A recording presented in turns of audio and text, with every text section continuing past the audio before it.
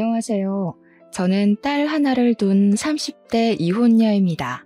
제가 사연을 올리게 된 이유는 살아생전 제 목숨을 빼앗길 만큼 큰 위기를 겪고 이혼을 했기 때문이에요. 삶이라는 게 늘 건사하기엔 험난한 땅덩어리란 걸 알지만 저는 뉴스에 나오는 사건, 사고 안 겪고 잘 살 줄 알았습니다. 그냥 적당히 부부싸움하고 적당히 고부 갈등 느끼며 남들 지내는 것처럼 그렇게 평범하게 살 줄 알았어요. 제 결혼 생활에 믿을 수 없는 존재가 나타나 저의 행복한 미래를 순식간에 망가뜨릴 줄은 몰랐단 말입니다. 기적적인 사연들도 덜어 있었으나 주로 사연자분들이 억울하고 슬픈 경험담을 이곳에 많이 올리는 것 같길래 저도 한번 들러보았습니다. 내 이야기 하나쯤 쓰는 거야 누구나 어렵지 않잖아요. 제 사연도 어딘가에 공개되어 많은 분들께 들려드릴 수 있다면 갑갑했던 마음이 편할 것 같더라고요. 그렇다면 제 일이 저만의 기억과 불행으로 남지 않고 누구에게나 일어날 수 있는 사례쯤 되지 않을까 싶었어요. 그래도 자랑거리가 아니라서 큰 용기 내어 글을 써내려가는 것이니 위로 어린 시선으로 봐주셨으면 합니다. 저는 이혼남이랑 결혼을 했습니다. 초혼에 이혼남이랑 결혼한다고 하면 다들 말리세요. 저도 당연히 집안의 반대가 심했고 주위 사람들도 친구, 동료 할 것 없이 저의 결혼을 부정적인 시선으로 바라봤죠. 저랑 남편은 직장에서 만나 자연스럽게 이어진 관계거든요. 제가 남편에게 빠진 이유는 솔직히 될 수 없습니다. 그 사람의 배려가 좋았고 다정하게 저를 봐주는 눈빛이 좋았고 저보다 저를 더 신경 쓰고 챙겨주는 손길이 좋았는데 그런 호의적인 태도가 제 마음속에 쌓이고 쌓이다 보니 저도 모르는 사이에 어느새 그 사람을 좋아하고 있더라고요. 제 마음을 정확하게 깨달은 순간은 잘 알고 있는데 그건 바로 남편이 전처 얘기를 할 때였습니다. 희한하게 남편과 살갑게 대화를 하다가도 남편 입에서 전처 얘기만 나오면 기분이 확 죽어버렸어요. 그때 제가 그 전처한테 질투를 느끼고 있다는 사실을 눈치챘고 남편을 좋아하고 있구나라는 걸 똑똑히 알 수 있는 부분이었습니다. 남편도 분명 저에게 호감이 있는 것 같은데 저한테 확실한 의사 표현은 하지 않더라고요. 아마 제가 초혼이기 때문에 자신의 존재가 괜히 제 앞길을 막는다고 생각했던 것 같아요. 남편이 그만큼 저를 신경 써주는 게 너무 제 눈에 보였고 저도 어느 순간부터 남편의 그런 태도를 신경 쓰다 보니까 어느새 깊어진 마음 때문에 제가 먼저 고백을 했습니다. 남편은 저를 감히 거절할 생각을 못하면서도 미안해했어요. 자기가 이혼남이라서 사과를 했고 제 연애사에 먹칠을 하는 것 같다며 사과를 했죠. 하지만 남편은 제게 오점이 되는 존재가 아니었습니다. 이혼한 게 어때서요? 제가 초혼 입장이면 이혼남이랑 연애하면 안 됩니까? 법에 어긋난 짓을 하는 것도 아닌걸요. 남편은 연애하면서 제게 평생 겪어보지 못할 만큼의 마음을 주었습니다.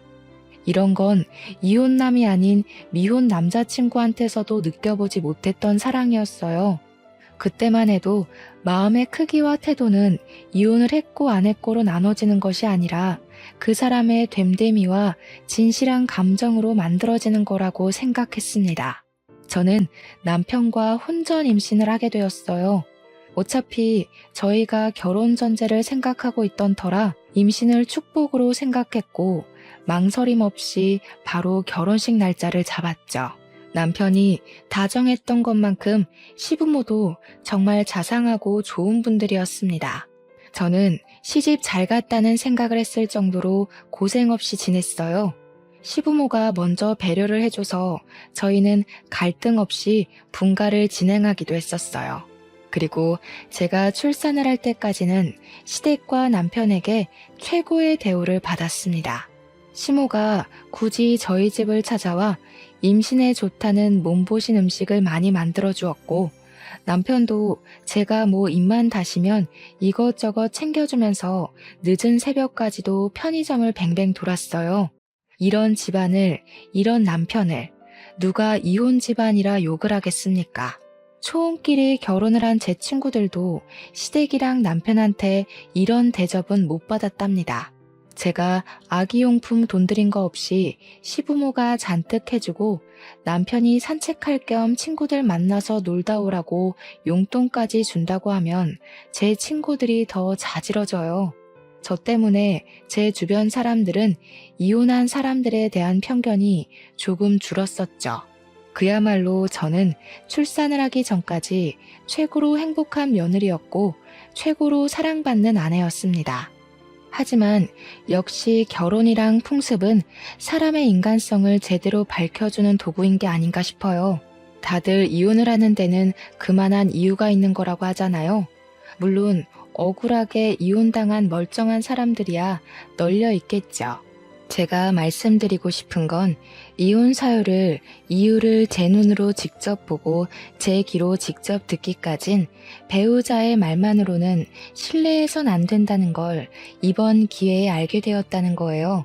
당시 출산 임박 때까지만 해도 저는 푸근한 일상 속에서 아이가 태어나면 앞으로 더 기쁘고 좋은 일만 만들어주겠다고 나날이 다짐만 할 시기였습니다. 문제는 제가 출산을 하고부터 발생했어요. 단단히 마음먹었던 저의 알찬 책임감과는 다르게 제 인생 그래프는 서서히 내리막길을 가기 시작했죠. 저희 딸이 100일이 되었을 때였습니다. 그날 낮에 축하 파티를 하고 저녁에는 남편 친구들이 100일 선물을 사들고 집들이를 왔었어요. 결혼 전에도 몇 번 만나서 같이 인사 나눴던 적이 있었기에 아는 얼굴들이었습니다. 남편의 고등학교 동창이라서 서로 못 볼 거 다 보고 다 듣고 함께 큰 친구들이더라고요. 같이 어울려서 감사 인사를 전하고 싶었으나 저는 아기 때문에 간단한 술상을 차려주고 방에 들어와야 했습니다. 남편 친구들에게 받은 선물들을 풀어보며 딸에게 잘 어울리는 옷과 인형들을 가지고 제 아기랑 놀았어요. 그렇게 한 2-3시간이 지났을 겁니다. 아기는 애착 인형 하나 안고서 잠이 들었고 저도 슬쩍 졸릴 때였어요. 갑자기 밖에서 남편의 큰 목소리가 "우리 와이프!" 하고 소리를 치는 겁니다. 수저로 상을 두들기는 것 같기도 했어요. 사람이 왜 내 얘기를 하는 것 같으면 그 호기심 못 참지 않습니까? 남편이 제 얘기를 뭐라고 할까 궁금한 마음에 잠이 깨더라고요. 슬쩍 몸을 일으켜 방문을 열어봤습니다. 와이프가 나한테 연락 왔더라니까. 지가 뭔데 우리 딸 100일을 축하해. 내 딸 태어난 그날에도 그년이 나한테 문자했는데 뭐라는지 아냐? 나 안 닮아서 다행이라더라. 아빠 잃게 될 텐데 아빠 닮으면 서럽지 않겠냐고. 미친 거 아니야? 남편이 자꾸 와이프 거리면서 친구들한테 하소연을 하는데 저뿐만 아니라 친구들도 남편이 말하는 대상을 헷갈려하는 것 같았습니다. 저는 당연히 와이프라 해서 제 이야기인 줄 알았으나 친구들이 와이프 누구를 말하는 거냐고 묻는 소리에 남편 대답을 듣고 좀 당황했어요. 아, 누구긴 누구야. 내 와이프 모르냐? 심수와 그년. 걔 때문에 내 인생이 성할 날이 없다. 무슨 나 못 잡아먹어서 죽은 귀신이 붙었나? 자기가 자기 발로 집 나가놓곤 이제 와서 누굴 탓하는 건지 모르겠다니까. 심수아? 제 이름은 김옥연입니다. 그러니까 남편이 여태 와이프라고 칭했던 사람은 전처라는 거겠죠. 그 순간 서운하고 기가 막혀서 방문을 닫아버렸는데 제가 좀 세게 닫아서 아마 밖에서 다 들었을 겁니다. 그렇잖아도 떠들썩하던 분위기가 순식간에 팍 조용해졌더라고요. 그러나 전처 얘기는 그날뿐만이 아니었어요. 그 뒤로 남편은 술만 마시면 한 번씩 전처를 자기 와이프라고 일컬었습니다. 술 깨고 그 다음날 제가 그 사실을 콕 집어서 지적을 해주면 남편은 혼자 식겁해선 미안하다 사과하길 몇 번이나 반복했어요. 그러면서도 전혀 고쳐질 기미는 안 보였습니다. 당신 전처한테 미련 남았어? 내가 분명 조심해달라고 했잖아. 술 마실 때마다 같은 실수 반복하는 건 내 말을 귓등으로 듣는 거야? 아니면 전처가 그립기라도 한 거야? 무슨 그런 소리를 해. 나한테 전처는 끔찍한 존재, 그 이상도 이하도 아니야. 나한테는 과거 결혼 생활이 지옥이나 마찬가지였다고 했잖아. 내가 왜 자꾸 술 먹고 그러는지 모르겠지만 미안해. 근데 진짜 전처에 대한 마음은 이미 옛날부터 없었어. 제 대처법에 문제가 있는 건지 제가 계속 같은 말을 반복해야 하는 날이 늘어갔어요. 같은 문제로 서운함이 쌓이다 보니까 갈수록 더 심한 갈등이 생기더라고요. 그래서 남편이 먼저 다시는 술을 안 마시겠다고 다짐을 해줬고 그걸로 겨우 합의를 봤습니다.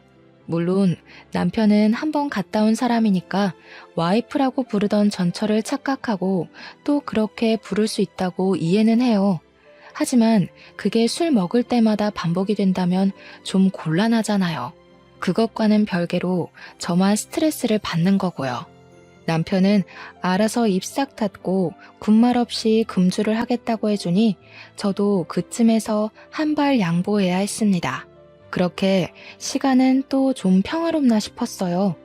그럴 리가 있겠습니까? 제 인생이 출산을 하고 내리막길을 내려가고 있다 그랬잖아요. 그날도 저는 여전히 내리막길에 서 있던 중이었어요. 남편이 출근한 날 제가 아이를 유모차에 태우고 잠깐 산책을 나간 적이 있었습니다. 벤치에 앉아서 아이랑 놀고 있는데 어떤 여자가 제 옆에 착석하더라고요. 그분은 반려견 산책을 나왔는지 유모차에 강아지를 태우고 있었습니다. 우리 딸이 그 새끼 강아지가 인형인 줄 알고 만지고 싶어서 손을 조물락거리길래 저도 그 강아지를 아른 채 했어요. 와, 강아지가 너무 예쁘네요. 이 정도면 겨우 4개월 정도밖에 안 됐겠어요. 저희 애도 강아지를 되게 좋아해서 집에 강아지 인형이 많아요. 인형 같은 강아지가 움직이니까 우리 딸이 이렇게 좋아하네요. 네, 그래봤자 아이만큼 예쁠까요? 보니까 확실히 부인을 더 닮긴 했네요. 그래도 이렇게 잘 낳고 잘 살고 계신 것 보면 강영철 씨가 아이 지우란 소리는 안 했나 봐요? 어때요? 남편이 잘해줘요? 그 순간 그 장소는 산책길이 아니라 무슨 차가운 빙판길과도 같은 느낌이었습니다. 강영철은 제 남편 이름이에요. 낯선 여자 입에서 남편 이름이 나오자 저는 그 여자가 누군지 왠지 알 것 같더라고요. 강영철 씨 전처되는 사람이에요. 남편분께 제 이야기를 들었는지 모르겠지만 그 사람 말 웬만하면 믿고 거르는 게 좋을 거예요. 진실한 게 전혀 없는 사람이거든요. 역시나 그녀는 내 남편의 전처였던 겁니다. 어떻게 전처가 우리 아파트 산책길에 있는 건지도 궁금했지만 그보다 제 신경을 더 쓰이게 만들었던 건 전처가 뒤에 한 말들이었어요. 애가 곧 돌이죠? 저도 아들이 하나 있었는데 돌도 못 보내고 죽었어요. 강씨 집안 때문에 제 애가 제 명에 못 살고 안타깝게 떠나버렸죠. 그 집안에선 절대 아이 무사히 못 키워요. 딸 안녕을 바라시는 거면 이혼하는 게 좋을 겁니다. 남편은 제게 분명 전처아이 사이에 아이가 없었다고 했습니다. 아이가 없는 건 맞는 것 같은데 그게 원래 착상 자체가 없었던 게 아니라 아이의 사망 때문에 자식이 없다고 했을 줄은 꿈에도 몰랐어요. 몰랐으니 당연히 아이에 대해선 더 물을 생각도 안 했고요. 이미 아이 여부 사실만으로 너무 놀라서 대답을 못 하겠는데 이혼을 하라니요. 강씨 집안에선 애를 못 키운다니요.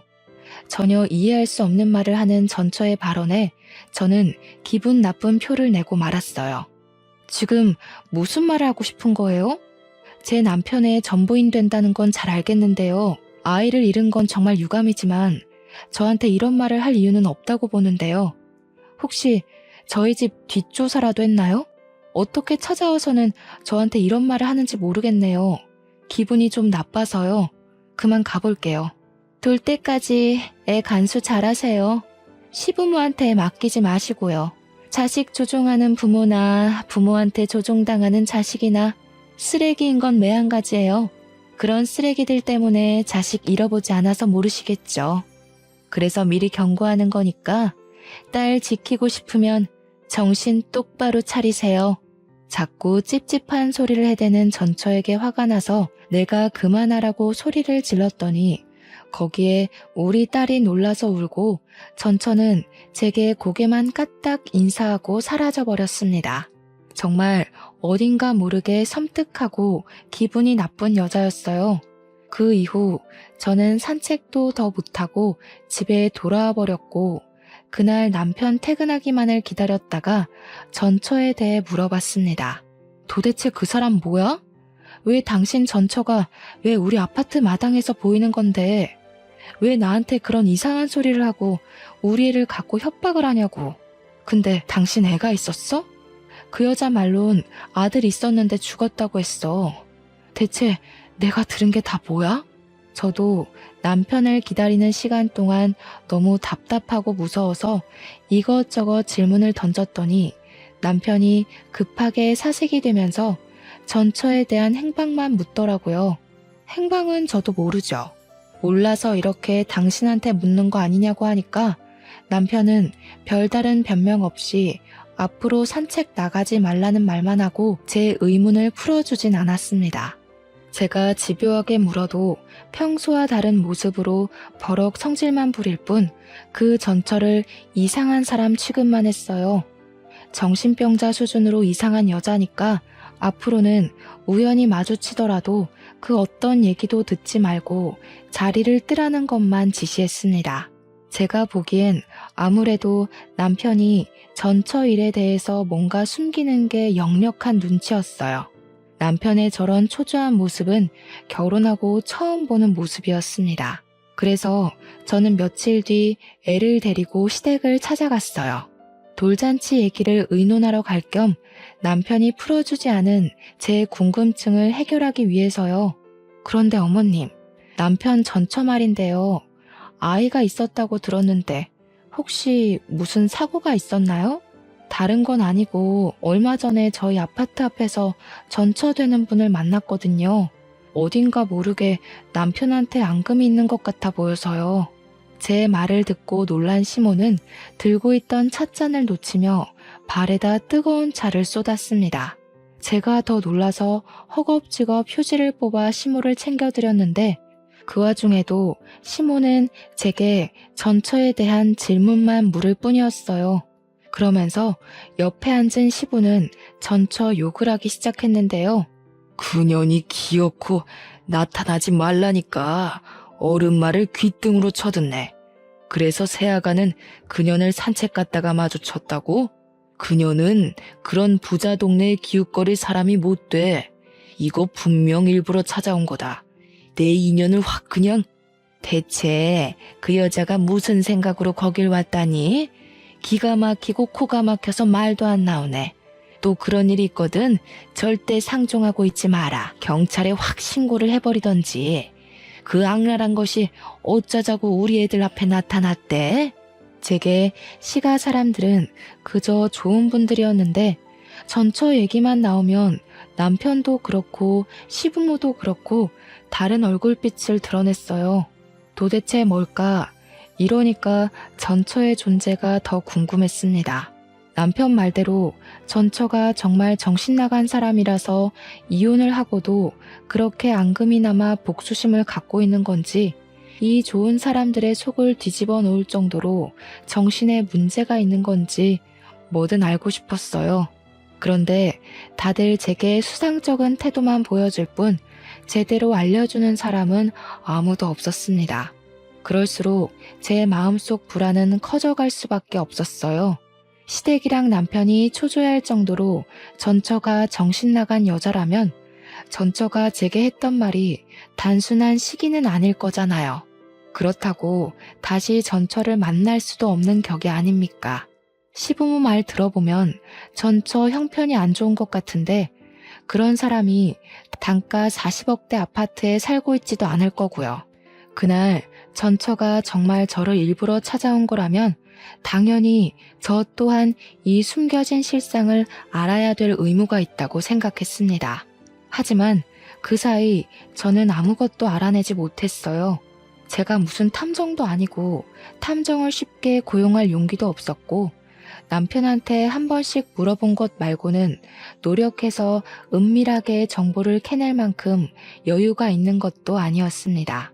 딸한테 신경 쓰느라 시간만 보냈죠. 그러다 보니 돌잔치가 코앞으로 다가와 있더라고요. 그때쯤엔 전처의 일을 어느새 잊고 있는 때였습니다. 어쩌면 전처가 불안감에 무뎌지길 바래서 그만큼이나 시간을 두고 기다렸는지도 모르겠네요. 시부모가 돌잔치 전날 우리 집에 와서 저녁 식사를 같이 한 적이 있었어요. 시부모가 사주신 한복을 미리 입혀보기도 하고 제게 그동안 애 보느라 고생했다고 용돈과 함께 제 한복까지 손수 맞춰와서는 피팅해주기도 하셨습니다. 다들 분위기 좋게 식사를 즐기고 있었는데 그 타이밍에 택배 하나가 도착했는지 초인종이 울렸어요. 사실 당시 택배 올 게 없었던 걸로 기억을 해요. 게다가 저희는 택배를 시키기보단 주로 외출을 하여 직접 보고 만진 후 구매를 하는 편이었거든요. 택배 때문에 저희 집에 초인종이 눌려지는 경우는 극히 드물다는 겁니다. 그래서 저도 남편도 상당히 의아해했지요. 남편이 나서서 자기가 나가보겠다고 하고 현관문으로 나갔어요. 그 순간이었습니다. 무슨 소란스러운 소리가 갑자기 들리더니 곧 현관문이 닫혔어요. 그 소리를 듣고 식구가 모른 채 할 수가 있나요? 뭔가 싶어 주방을 나와 바깥을 내다봤는데 남편이 신발장 앞에 없더라고요. 저는 시부모한테 잠깐 아이를 맡기고서 현관문 밖을 나와봤습니다. 택배가 온 것도 없는 것 같은데 남편이 순식간에 사라지고 없길래 남편을 찾으러 엘리베이터를 타고 바깥까지 나와봤죠. 그러니 남편이 1층 주차장에서 누구를 부르면서 찾고 있는 겁니다.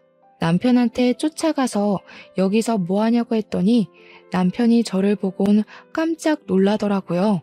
왜 내려왔냐고 아무것도 아니니까 올라가라고 하는데 그러면서 남편이 몸 뒤에 숨긴 물건이 하나 있었습니다.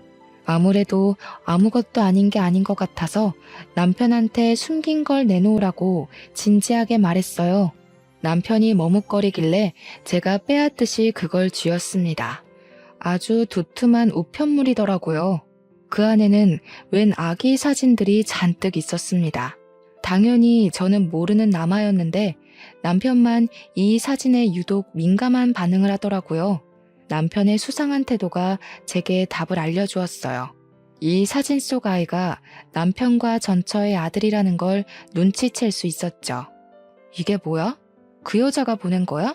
대체 이 여자 뭐 하는 사람이야? 이게 지금 뭐 하자는 건데? 지난번에도 나한테 이상한 소리를 하더니 이젠 우리 집 주소까지 알아내서 이런 걸 보내? 이거 우리한테 의도적으로 접근하고 있는 거 아니야? 신경 쓰지 마. 애가 원래 좀 정신이 나갔다고 그랬잖아. 내가 다 해결할게.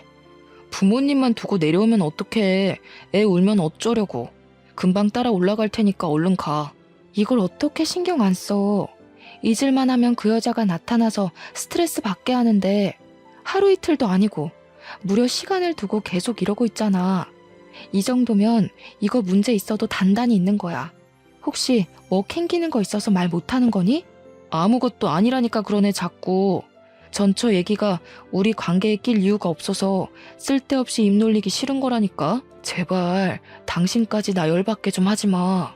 정작 열이 받는 건 저인데 남편은 저 때문에 더 머리 아프다고 짜증을 내고 있었습니다. 솔직히 답답한 건 제 입장이 더 그렇지 않을까요? 저는 아무것도 모른 채 제 딸로 협박 비슷한 걸 당했고 남편과 싸우고 시부모님을 괜히 의심했었습니다. 불안을 잊을만 하면 다시 전처의 존재가 등장해 상처난 곳을 또다시 헤집어 놓으니 저까지도 미치고 팔짝 뛸 노릇이었어요. 그리고 그때였습니다. 남편이랑 신경전을 벌이고 있던 그 순간 갑자기 아이 울음소리가 들렸는데 저는 엄마니까 본능적으로 느낄 수 있었어요. 바로 우리 딸 울음이라는 걸 말이죠. 딸 기척을 듣고는 소리 나는 쪽으로 당장 고개를 돌렸더니 충격적인 광경이 펼쳐져 있는 거 아니겠습니까? 우리 집 베란다 창문 밖으로 누군가가 제 딸을 떨어뜨리려고 하는 걸 보고 말았습니다. 너무 놀라서 저는 손을 벌벌 떨며 비명을 질렀습니다.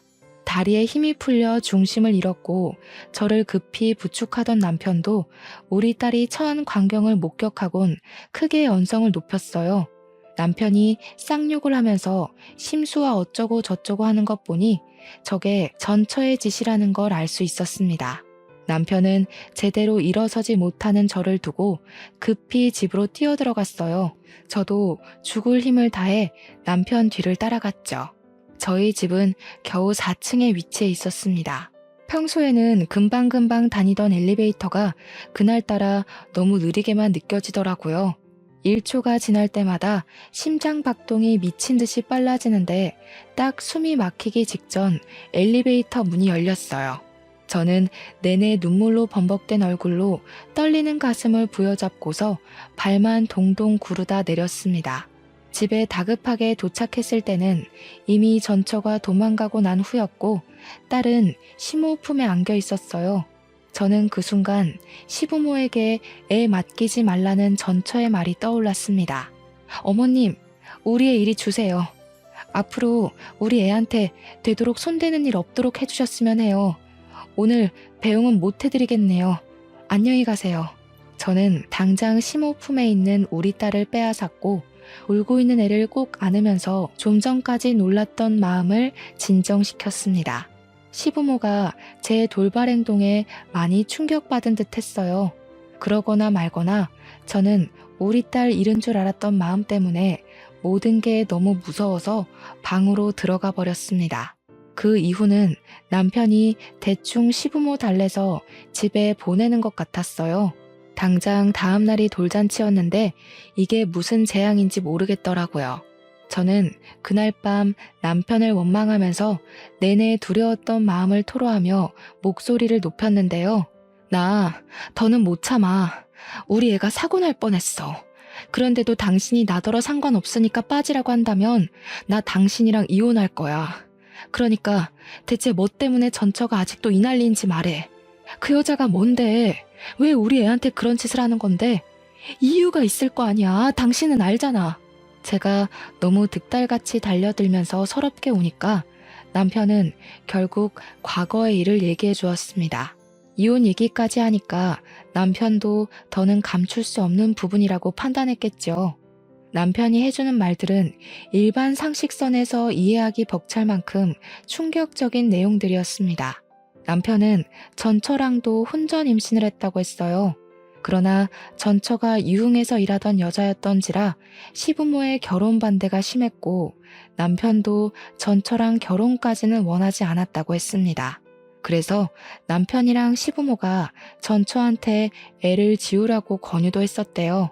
전처는 절대 애를 지우지 않았고 결혼을 하지 않는다면 남편 직장에 소문을 내서 남편 앞길을 막을 거라 협박을 했었다고 합니다. 결국 시부모는 둘의 결혼을 허락했다는데요. 전처의 형편이 안 좋으니까 시가의 합가로 시작을 했는데 시부모가 그 기회를 틈타 전처에게 그렇게 심한 시집살이를 일삼았다네요. 전처가 출산을 하고 난 후에도 시부모는 전처를 일관되게 하대했고 오히려 전처가 이 생활을 못 견디고 집을 나갈 수 있도록 남편한테 일부러 다른 여자까지 서슴없이 소개해주며 전처 마음에 불을 지폈다고 했습니다. 또 시부모가 남편과 전처 사이를 이간질도 해 남편이 전처를 안 좋게 보도록 만들었다는데 남편이 그걸 곧이곧대로 믿고는 전처에게 손찌검도 했다는 거 아니겠습니까? 그리고 애가 죽음까지 이르게 된 것도 애가 돌이 되기 전에 시부모가 전처를 강제로 떼어놓고 접종 마치러 가다가 사고가 난 거였고 웃기게도 시부모는 괜찮았는데 아기만 세상을 떠나게 된 경우였다고 합니다. 남편 말로는 아마 아이가 죽고부터 전처가 미쳐서 지금까지 이러는 것 같다고 했습니다. 그 소리를 죄인이 된 것처럼 얘기를 하는 남편을 보면서 저는 처음으로 남편이 인간 아니라는 생각을 했어요. 제가 알고 있는 다정한 남편이 가면이란 걸 알았고 인심 좋은 시부모의 존재가 거짓이라는 걸 알았습니다. 이들은 언제든지 괴물이 될 수 있는 호르몬을 감추고 있을 뿐 언젠가 제가 마음에 들지 않는다면 변할 겁니다. 저희 친정 형편도 마찬가지로 어려워지게 된다면 전처에게 했던 것처럼 제게도 괴물 같은 모습을 보여줄 수 있는 사람들이었어요. 결국 저는 남편의 되바라진 인격을 참지 못하고 뺨을 날렸습니다. 설마 우리 집이 넉넉하게 살아서 나한테 일부러 접근한 거였니?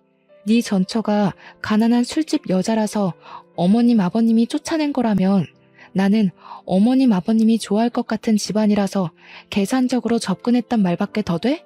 아니야. 내가 그런 수고스러운 짓을 뭐하러 하겠어. 내가 이럴 줄 알고 전처 얘기 안 하려고 했던 거라고. 너한테는 진짜 진심인데 네가 이렇게 오해할 게 뻔하니까. 나는 이제 당신을 모르겠다. 근데 웃긴 게 더는 당신 사정 알고 싶지도 않아. 이제 와서 결혼을 물을 수도 없으니까. 저 여자 더는 못 날뛰게 당신이 제대로 해결해. 한 번만 더 내 딸 위험하게 만들면 나 더 이상 당신 진심 같은 거 안 믿어. 그러곤 저는 그날 각방을 썼습니다. 제가 알던 남편이 아니란 사실을 자각하고 나니까 차마 남이랑 한 입을 덮는 것 같은 기분이 들어서 합방을 못 하겠더라고요. 그렇게 냉전인 상태로 다음 날이 왔고 저는 어쩔 수 없는 돌잔치를 위해 힘내서 움직여야 했습니다. 예약해놓은 식장으로 갈 때도 남편 차에 동승하면서 한마디도 안 하고 창밖만 보았어요. 잔치 장소는 산 배경이 예쁘게 보이는 야외였습니다. 시부모가 강아지 좋아하는 우리 딸을 위해서 강아지 인형 잔뜩 깔아주고 올라탈 수 있는 모형까지 만들어 잡아준 곳이었어요. 비록 전날은 해괴망측한 일들 때문에 기분이 안 좋았지만 그래도 우리 딸이 강아지 인형 사이에서 화사하게 웃고 있고 사람들에게 예쁨을 받고 있으니 제 기분도 조금 풀리더라고요. 하지만 문제는 어딘가 모르게 계속 불안했던 제 감정이 결코 기분 탓이 아니었다는 것입니다. 그것은 곧 일이 터질 거라는 징조나 다름이 없었고 그 사건은 우리 딸만 강아지 모형 의자에 앉혀놓고 사진을 찍어야 할 때 터지고 말았어요. 누군가 불이야 하고 소리를 지르자 순식간에 분위기가 웅성웅성 산만해졌습니다. 그리곤 사람들이 가리키고 있는 방향을 보니까 정말로 불이 번지고 있더라고요. 그것도 우리 딸 쪽으로 길게 뻗어오는 불줄기였고 그걸 미리 확인한 남편이 잽싸게 우리 딸을 챙겼습니다. 그리곤 다들 서둘러 사람들을 대피시켰죠. 잔디 위라서 불길이 번지는 건 한순간이었어요. 모두가 잽싸게 그 장소를 피해서 도망을 갔고 시부모랑 친정에서 119에 급하게 신고를 했습니다. 다행히 모든 게 빨리 발견되는 덕에 인명피해는 없었어요. 그런데 딸이 가장 아끼는 인형이 불길 속에 떨어져 있었습니다. 딸이 용케도 자기 물건을 알아보고 막 울기 시작했는데 감히 그걸 도로 가져올 수 없을 만큼 순식간에 불길이 휩싸였어요. 대체 이게 어떻게 된 일인가 했더니 나중에 경찰이 우리 앞에 잡아온 전처를 보여주면서 모든 것이 상황 파악되었습니다. 저는 또 한 번 내 딸에게 위험이 닥쳤다는 생각에 눈에 뵈는 게 없는 상태였어요. 전처의 존재를 보자마자 물불 가리지 않고 다가갔고 전처의 귀싸대기를 강하게 때렸습니다. 대체 우리한테 왜 이래? 당신 개인적인 복수심을 왜 내 딸로 장난질하는 거냐고. 당신이 억울하고 분하면 내가 내 자식까지 바쳐야 돼? 나한테 이럴 게 아니라 그쪽이 남자 잘못 만난 탓을 해야죠. 나는 저 사람들이 잘 먹고 잘 살도록 못 내버려도 내 아들이 왜 죽었는데 네 애가 어떻게 죽었는지 알면 남의 자식한테 이러면 안 되지. 어떻게 아이 잃었다는 엄마가 똑같이 끔찍한 짓을 저지를 수가 있어. 당신은 당신 아들을 2번 죽이는 거나 다름없다고. 그쪽이 그렇게 원망하는 사람들이랑 다를 게 뭐야? 제가 울분을 토하며 고함을 지르자 전처는 자신의 잘못을 알고 눈물을 흘리면서도 시부모와 남편을 노려봤습니다. 그러면서 저들이 자신의 아이를 죽이고도 아무 일 없었던 척 행복한 게 너무 싫었고 목숨 걸고 복수를 하고 싶었다고 했어요. 그것에만 미쳐 있다 보니 죄 없는 내 생각까진 미처 하지 못했다며 결국 미안하게 되었다고 사과를 했습니다. 전처의 마음을 아예 이해 못하는 게 아니라서 저도 속이 미어 터질 것 같았어요. 진짜 괴물은 전처가 아니라 시댁과 남편인데 이 사람들 때문에 전처도 괴물이 될 수밖에 없었다는 걸 알아서 이해해주고 싶었어요. 하지만 내 딸 생각하면 결코 용납할 수는 없는 짓이었죠. 그 사이에서 저는 그 누구에게도 원망하지 못해 감정조차 제대로 표출할 수가 없었습니다. 그러자 그때 시부모랑 남편이 뒤늦게 전처 앞에 와서 사죄를 하더라고요. 민재 어미야, 우리가 잘못했다. 그날 그건 정말 사고였어. 물론 우리가 민재를 억지로 떼놓은 건 용서받지 못할 실수였다는 거 그거 인정해.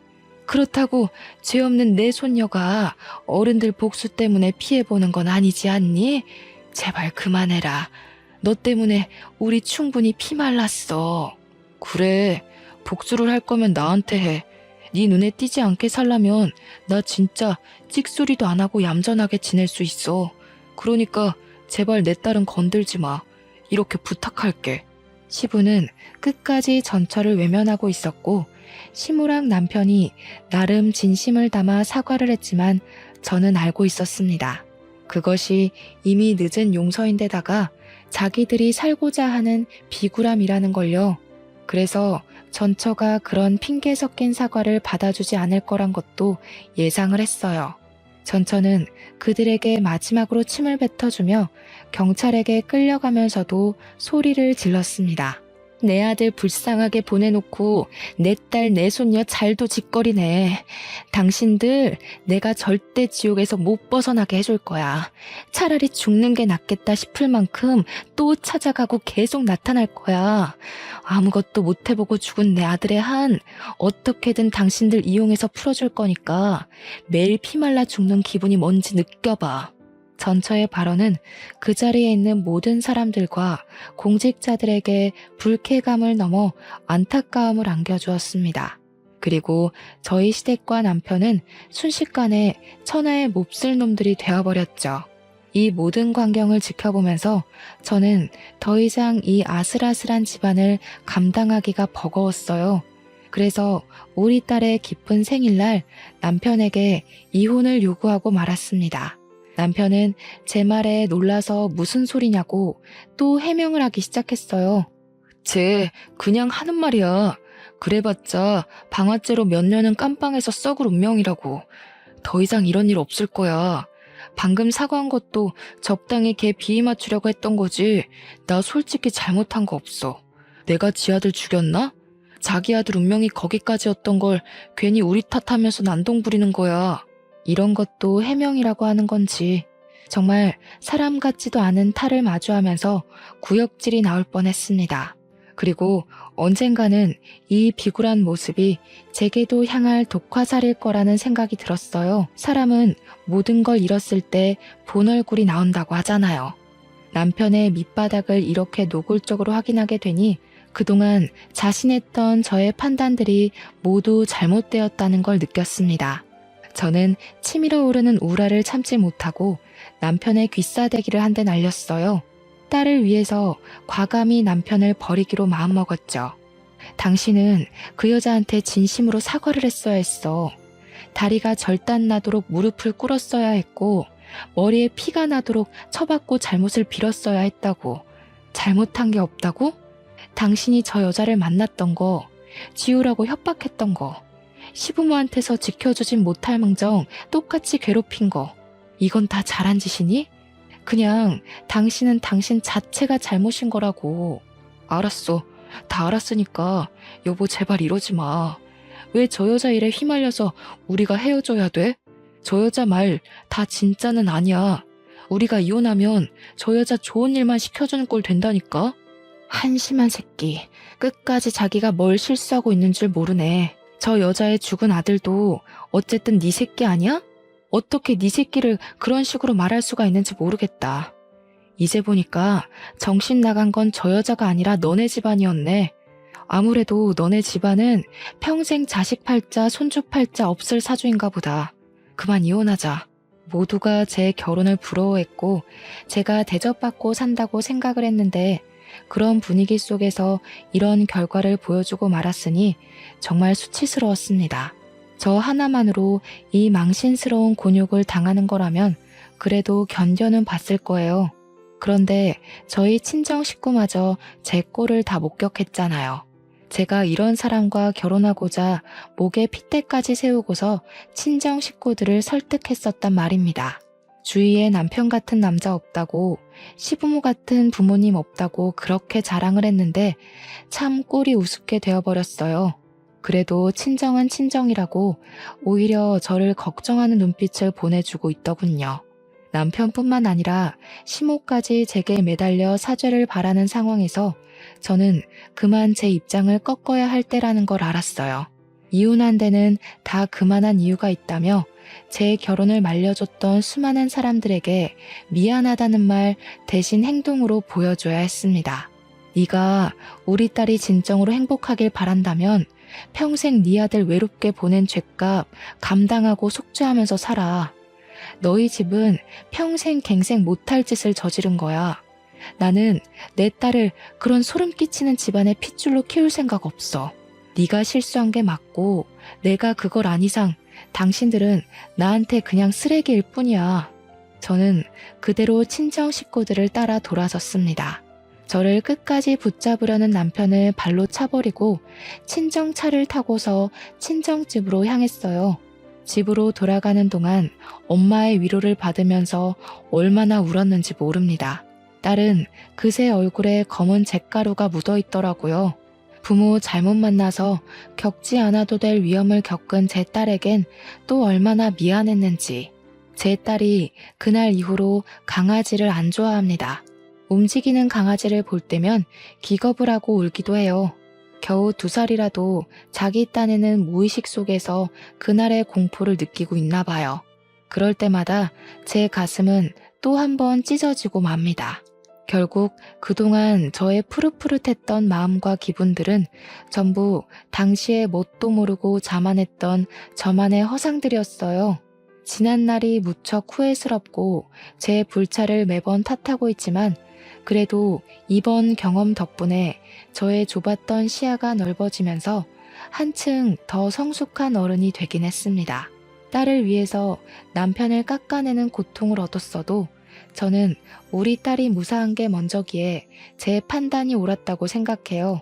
뒤늦게라도 올바른 길을 찾아 걷기만 한다면 중간에 어떤 험난한 비탈길을 지나왔다고 하더라도 전부 제 삶의 밑거름이 되는 셈인 거 아니겠습니까? 주위에서도 저더러 손가락질하기보단 따뜻한 위로의 손길을 더 많이 보내주고 있어요. 그럴 때면 제가 인생을 헛살아온 게 아니라는 게 느껴져서 위안이 됩니다. 그래요. 사람이 실수하는데 등급이 어딨겠습니까? 누구나 할 수 있는 실수, 저는 좀 크게 겪었다 생각하고 말려고요. 저는 더 단단해진 발바닥에 굳은 살을 달고서 우리 딸을 무사히 키워내기 위해 어떤 길이든 걸을 것이고 길을 잃더라도 반드시 바른 길을 다시 찾도록 노력하는 엄마가 될 겁니다. 전처는 현재 방화죄로 징역살이 중이라는데 아직 용기가 없어서 면회는 못 가봤지만 언제 한번 시간을 내서 들러볼까 해요. 다들 오지랖이라고 생각할 수 있겠으나 전처의 사정을 알고 있고 억울하게 죽은 아들을 잊지 못하는 엄마의 감정을 알 것만 같아서 그 사람이 계속 지옥에 살고 있는 게 마음에 걸리더라고요. 제가 뭘 어떻게 하겠다는 건 아니고 그냥 엄마 대 엄마로 한번 만나보고 싶을 뿐이네요. 물론 이마저도 언제 용기를 내서 다녀올진 잘 모르겠습니다. 아마 제가 마음의 정리를 끝내고 여유가 생긴다면 가능하지 않을까 싶어요.